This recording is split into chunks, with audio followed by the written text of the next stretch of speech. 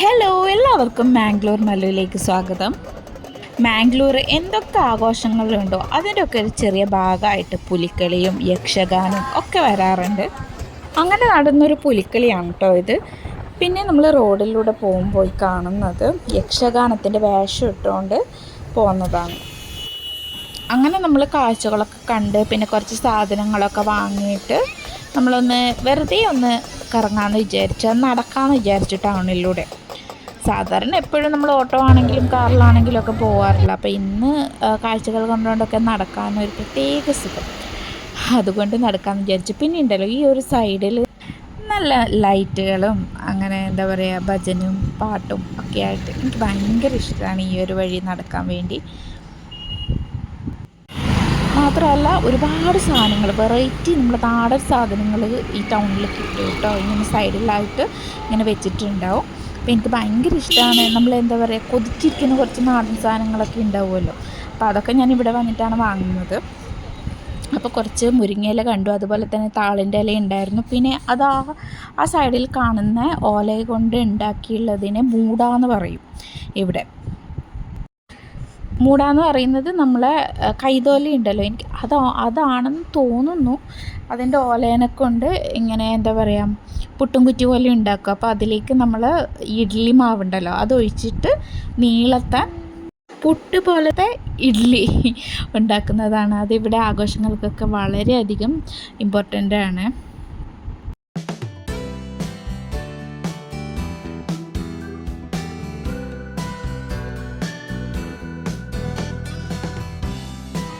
പിന്നെ ഉള്ളത് കണ്ടോ, ഇതൊക്കെ നാടൻ പച്ചക്കറികളൊക്കെയാണ്. അപ്പോൾ അവിടെ കടല കണ്ടു, നല്ല പച്ചക്കടല കണ്ടു. അത് പുഴുങ്ങി കഴിക്കാൻ എനിക്ക് ഭയങ്കര ഇഷ്ടമാണ്, നല്ല ടേസ്റ്റാണ്. അപ്പോൾ അത് കുറച്ച് വാങ്ങി, കുറച്ച് നാടൻ സാധനങ്ങളൊക്കെ വാങ്ങി വീണ്ടും നമ്മൾ യാത്ര തുടരുകയാണ്. ഒരുപാട് വെറൈറ്റി ഫ്രൂട്ട്സും വെജിറ്റബിൾസും പിന്നെ ഉള്ളത് പൂ മാർക്കറ്റാണ് സൈഡിൽ. ഒരുപാട് പൂക്കളൊക്കെ, അത് നമുക്ക് ആവശ്യമൊന്നുമില്ല പക്ഷെങ്കിൽ ഇത് കാണുമ്പോഴുണ്ടല്ലോ എല്ലാം വാങ്ങാൻ തോന്നും. എനിക്ക് അങ്ങനെയാണ് കേട്ടോ. ഇതിൻ്റെ ഉപയോഗമൊന്നും അറിയില്ല. കഴുങ്ങിൻ്റെ പാളയൊക്കെ ഉണ്ട്, അതിൻ്റെ ഉപയോഗം കഴുങ്ങിൻ്റെ പൂക്കളൊക്കെ ഉണ്ട്, അതിൻ്റെ ഉപയോഗമൊന്നും അറിയില്ല. പക്ഷെ എനിക്കതൊക്കെ കാണുമ്പോൾ ഇവരെ പോലെ ഇങ്ങനെ വാങ്ങി വീട്ടിലൊക്കെ വെക്കണമെന്ന് ആശയുണ്ട്, പക്ഷെ ഞാൻ വാങ്ങിയില്ല.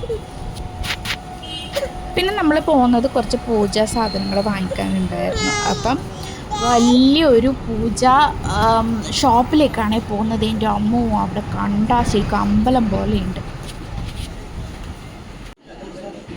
എത്ര സാധനങ്ങളാണെന്നറിയോ ഇവിടെ എന്ന് പറഞ്ഞാൽ. എല്ലാവരും ഭയങ്കര ഭക്തിയാണ് കേട്ടോ ഇവർ മെയിനും. അപ്പം വീടായാലും ഗണപതിയുടെ വിഗ്രഹങ്ങളും അതും ഇതൊക്കെ വയ്ക്കും. അപ്പം ഒരുപാട് വെറൈറ്റി വിളക്കുകളും വിഗ്രഹങ്ങളും ഒക്കെ ഉണ്ട്. കാണാൻ നല്ല ക്യൂട്ടുണ്ട്.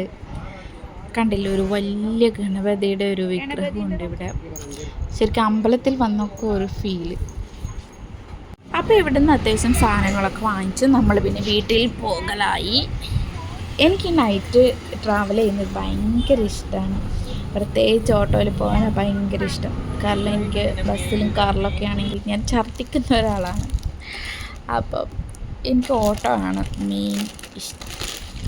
പിന്നെ എന്ന് പറഞ്ഞാൽ നമ്മൾ വരുന്ന വഴിക്ക് വാങ്ങിച്ചതാണ് ഇത് ജോവറിൻ്റെ റൊട്ടിയാണ്. ഇതെന്ന് പറഞ്ഞാൽ അവർ ഓയിലൊന്നും ഇടാതെ ഇങ്ങനെ ചുട്ടെടുക്കുന്നതാണ്.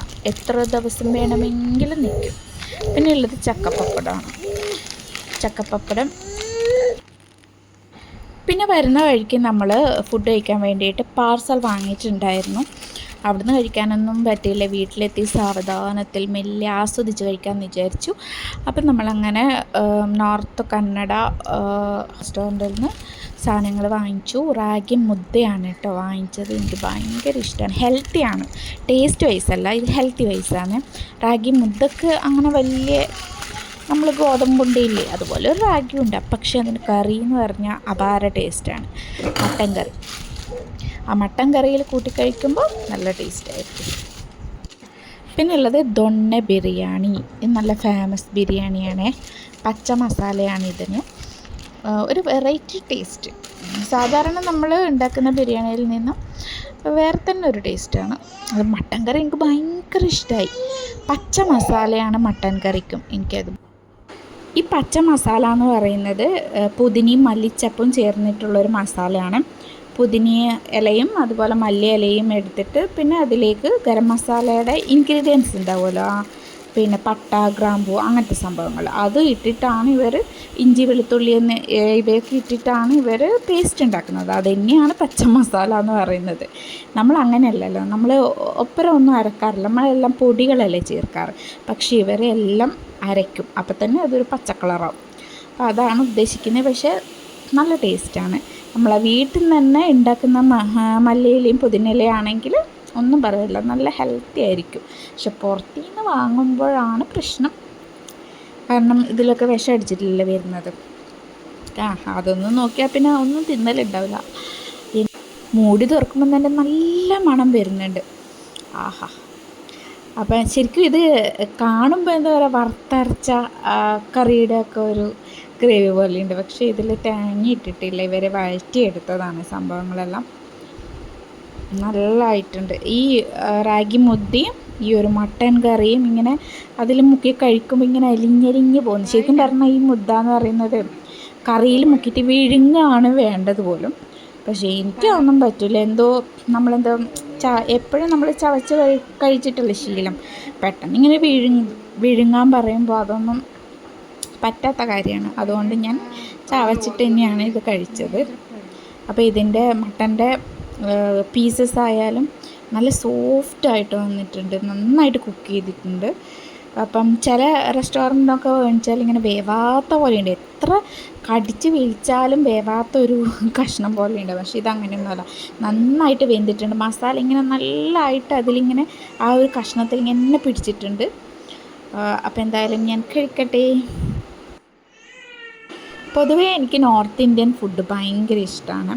ചപ്പാത്തി, റൊട്ടി, അതുപോലെ തന്നെ മറ്റേ പൂരി, ബാജി, പിന്നെ അവർ ചോള ഭട്ടൂര അങ്ങനത്തെ സംഭവങ്ങൾ.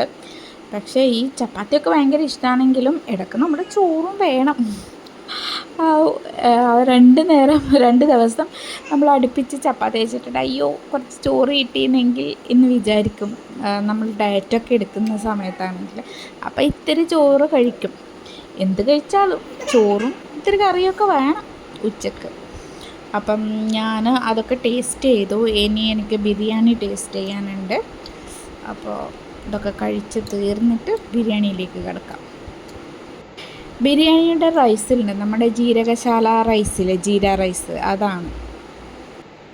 അപ്പോൾ റാഗി മുദ്ദയും ബിരിയാണിയൊക്കെ ഞാൻ കഴിച്ചുകൊണ്ടിരിക്കുകയാണ്. പിന്നെ ഒരു ഐറ്റം ഉണ്ട്, പിന്നെ 2 ഐറ്റം നമ്മൾ സ്നാക്സ് പോലെ വാങ്ങിയിട്ടുണ്ട്. ഒന്ന് ഇത് ബിസ്ക്കറ്റ് റൊട്ടി എന്ന് പറയും. ഇതൊരു കച്ചോരി ടൈപ്പാണ്. ഇതിൻ്റെ ഉള്ളിൽ എന്ന് പറഞ്ഞാൽ പിന്നെ നമ്മളെ പൊടി ചമ്മന്തി ഉണ്ടല്ലോ, പൊടിച്ച ചമ്മന്തി, ആ ഒരു എന്തോ അതുപോലത്തെ ഒരു കൂട്ടൊക്കെ ഇട്ടിട്ടാണ്. സാധാരണ നമ്മൾ പപ്സിൻ്റെ പുറം ഭാഗം കഴിക്കുന്നില്ല, ഇതൊക്കെ പോലെ. പിന്നെ ഇതെന്ന് പറഞ്ഞാൽ ഗോളി ബജി, ഇവിടുത്തെ സ്പെഷ്യലാണ്, മാംഗ്ലൂർ സ്പെഷ്യൽ. അപ്പോൾ ഇനിയും ഒരുപാട് മാംഗ്ലൂർ ഫുഡ് പരിചയപ്പെടുത്താനുണ്ട്. അപ്പോൾ നിങ്ങൾ ആദ്യമായിട്ടാണ് ഈ ചാനൽ കാണുന്നതെങ്കിൽ ഒന്ന് സബ്സ്ക്രൈബ് ചെയ്ത് സപ്പോർട്ട് ചെയ്യണേ. പിന്നെ ഈ വീഡിയോ ഇഷ്ടമായെങ്കിൽ ലൈക്കും കമൻറ്റും ചെയ്യാൻ മറക്കരുത്. അപ്പോൾ നെക്സ്റ്റ് വീഡിയോയിൽ കാണാം. ബൈ.